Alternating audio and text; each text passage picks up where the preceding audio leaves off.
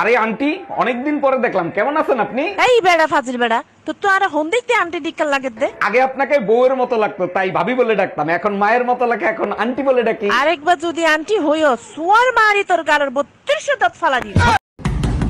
আরে কে ভর দুপুরে দরজা নক করতেছে? আমি কুরিয়ার সার্ভিস থেকে আসছি। এটা কি মামুন সাহেবের বাড়ি? হ্যাঁ, এটা মামুন সাহেবের বাড়ি, আর আমিই মামুন। আপনার বউ তার বাপের বাড়ি থেকে কুরিয়ার পাঠাইছে। ও আচ্ছা, দেন।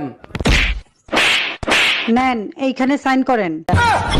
ইস, ভাবিরে যদি পাইতাম, সারা রাত কি যে করতাম। ভাইজান মনে মনে কি চিন্তা করতেছেন? যা ভাবতেছেন সেগুড়ে বালি। আরে না ভাবি, আমি তেমন কিছু ভাবতেছি না। মেয়েদের তো চিনেন না, চোখ দেখলেই বলে দিতে পারে। নোংরা চিন্তা ভাবনা বাদ দেন।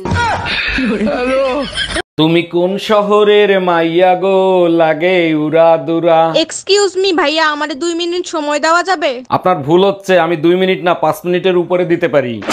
আলা জনি সিং এর খালাতো ভাই, আমি কথা বলার জন্য সময় চাইছি।